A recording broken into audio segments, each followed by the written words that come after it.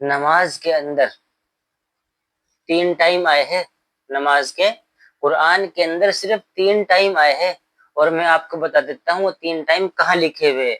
وہ لکھے ہوئے ہیں بنی اسرائیل کے اندر آیت نمبر 78 میں۔ بنی اسرائیل قرآن کی صورت ہے، اور 17 نمبر کی صورت ہے، اور بنی اسرائیل کی 78 نمبر کی آیت میں لکھا ہوا۔ اللہ تعالیٰ فرما رہا ہے نماز کو قائم کرے، نماز کو قائم کرے آفتاب کے ڈھلنے سے لے کر اور رات کی تاریکی تک، رات کی تاریکی تک، یعنی کہ جب دن کا آدھا ہو جائے آفتاب کے ڈھلنے سے لے کر، جسے کہتے ہیں نصف زوال آفتاب، اس وقت میں نماز کا وقت شروع ہو جاتا ہے ظہر اور عصر کا، ٹھیک ہے جی۔ اور دوسرا وقت ہے رات کی تاریکی تک، اس وقت میں آیا ہے دوسرا وقت ہوا ہے رات کی تاریکی تک، کہتے ہیں مغرب اور عشاء کا رات کی نماز۔ اور تیسرا وقت جو ہے وہ ہے صبح کی، یعنی کہ طلوع آفتاب سے لے کر اور صبح صادق سے لے کر طلوع آفتاب تک۔ قرآن کے اندر 3 ٹائم آئے گئے ہیں، یعنی کہ آفتاب کے ڈھلنے سے لے کر رات کی تاریکی تک، اور فجر کا قرآن پڑھنا بھی یقینا فجر کے وقت کا قرآن پڑھنا حظر کیا گیا ہے آگے نماز کے 3 اوقات قرآن کے اندر۔ اسی لیے نبی اکرم صلی اللہ تعالی علیہ وسلم نے نماز کو ہمارے لیے بہت آسان فرما دیا۔ اب وہ کیسے ہے؟ جو کہتے ہیں نماز پڑھنی ہمارے لیے بہت مشکل ہے، ہمیں وقت نہیں ملتا، ہم پڑھنا تو چاہتے ہیں لیکن ہمیں وقت نہیں ملتا، ان کے لیے میں کہہ دینا چاہتا ہوں جو ہم سے یہ بات چھپائی ہوئی گئی تھی۔ میرے دوستوں بزرگوں، میرے پیارے بھائیوں، میرا ویڈیو بنانا کوئی خاص مقصد نہیں ہے، صرف مقصد اتنا ہے کہ تمام مسلمان بھائی جو ہے جہنم سے بچ کر جنت میں جانے والے بن جائے۔ اور جنت میں جانے کے لیے نماز کا پڑھنا بہت زیادہ ضروری ہے، جنت میں جانے کے لیے نماز کا پڑھنا بہت ہی زیادہ ضروری ہے۔ اس لیے میں بتا رہا ہوں، بار بار میں اپنی ویڈیو میں نماز کا ذکر کر رہا ہوں کہ نماز قائم کرو، نماز قائم کرو، کیونکہ نبی اکرم صلی اللہ تعالی علیہ وسلم نے فرما دیا جس نے نماز کو چھوڑا اس نے اپنے دین کو چھوڑا، جس نے نماز کو چھوڑا اس نے کفر کیا۔ کفر اور اسلام کے درمیان نماز آڑ ہے۔ اور میرے پیارے بھائیوں، بڑے بڑے صحابہ، حضرت عمر جیسے صحابہ، خلیفہ کیا کہہ رہے کہ اس آپ صلی اللہ علیہ وسلم کے زمانے میں اور آپ صلی اللہ علیہ وسلم کے بعد بھی کہ جو نماز پڑھتا تھا اسے ہی مسلمان سمجھتے تھے، جو نماز نہیں پڑھتا تھا اس کو کافر سمجھتے تھے۔ سمجھ رہے میرے بھائی؟ تو نماز کا پڑھنا اتنا زیادہ ضروری ہے، لیکن ہم نے نماز کو بھلا دیا۔ نماز ہماری چھوٹ رہی ہے، ہمیں کوئی احساس ہی نہیں۔ نماز ہماری چھوٹ رہی ہے لیکن ہمیں کوئی احساس ہی نہیں، کیونکہ ہمیں نماز کی حقیقت معلوم ہی نہیں، ہمیں نماز کی حقیقت معلوم ہی نہیں۔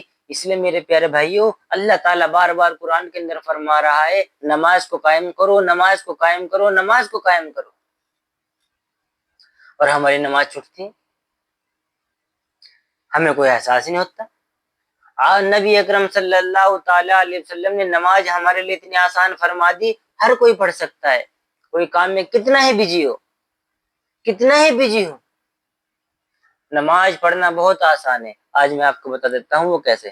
وہ ایسے میرے پیارے بھائی، نبی اکرم صلی اللہ تعالی علیہ وسلم فجر کی نماز تو فجر کے وقت میں ایک نماز ادا ہو گئی، فجر کے وقت میں ایک نماز ادا ہو گئی۔ نماز کے 3 ٹائم آئی ہے، ایک تو فجر کا وقت صبح صادق سے لے کر سورج کے نکلنے تک، طلوع آفتاب تک، پھر دوسرا وقت ہوگا دن کے آدھے سے۔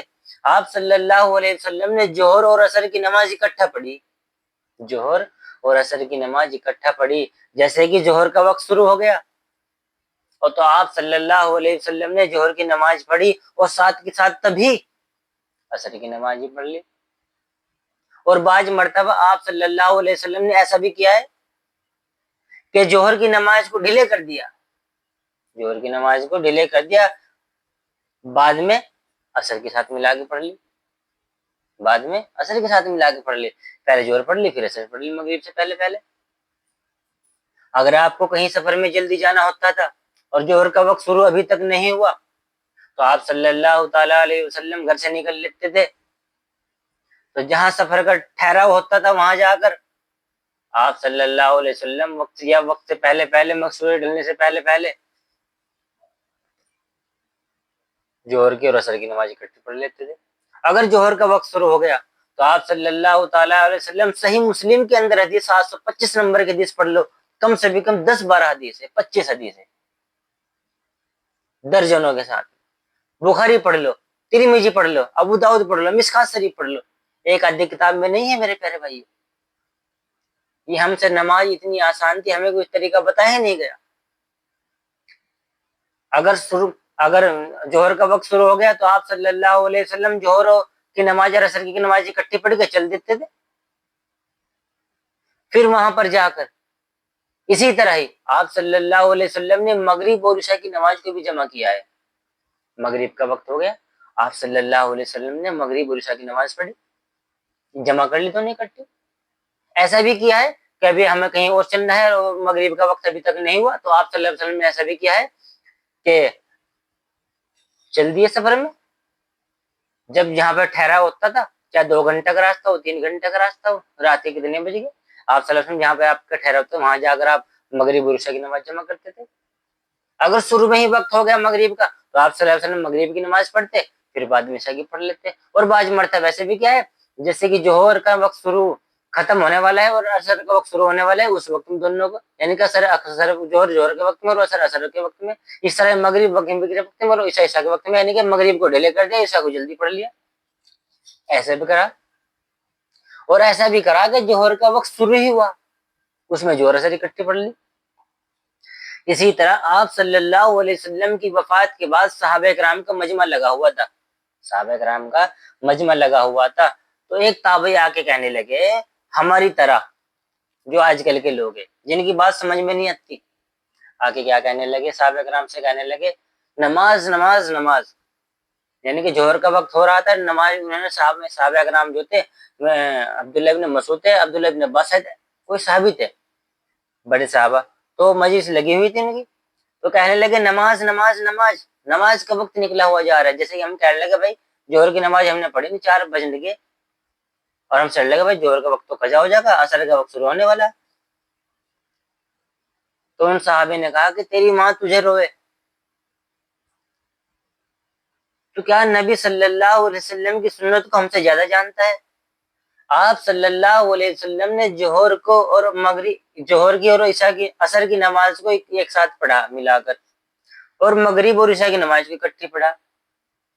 तो उन ताबई ने पूछा कि आप सल्लल्लाहु अलैहि वसल्लम ने ऐसा क्यों किया, आप सल्लल्लाहु अलैहि वसल्लम ने ऐसा क्यों किया? तो उन साहबी ने फरमाया कि उम्मत के लिए आसानी फरमाए, ताकि उम्मत के लिए कोई दिक्कत परेशानी ना हो, उम्मत के लिए आसानी फरमा दी। मेरे अल्फाज नहीं है, खुद सही मुस्लिम पढ़ लेना, सही बुखारी पढ़ लेना, लेकिन नमाज ना छोड़ना।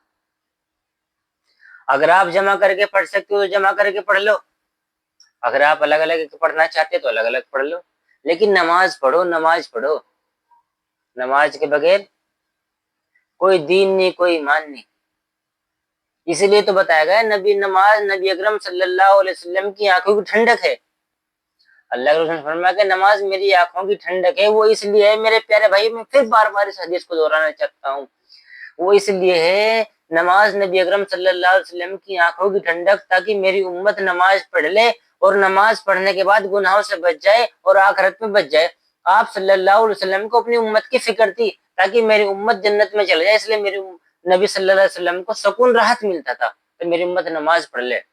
नमाज छोड़ देगी, अगर आप मेरी उम्मत नमाज छोड़ देगी तो सारे गुनाह करेगी, बाकी के गुनाह भी करेगी। और ऐसा हो रहा मेरे प्यारे भाइयों, ऐसा हो रहा है। जो नमाज नहीं पढ़ता गुनाह करता है, उसका एहसास भी नहीं होता, बल्कि अपने गुनाहों को कहता है कि मैंने आज यूं कर दिया, मैंने आज यूं कर दिया, मैंने यूं कर दिया, उसके दिल पे एहसास तक नहीं गुजरता। वो सवा से ले फिरता फिरता है, जैसे उन्होंने बहुत बड़े का काम कर दिया हो, चोरी भी कर दे, जाहिर सी बात है।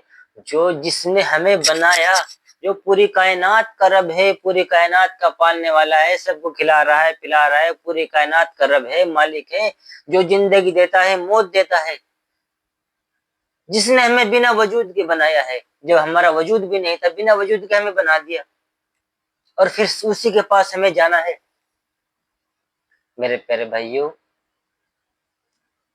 इसलिए नमाज का पढ़ना हमारे ऊपर बहुत ही ज्यादा जरूरी है।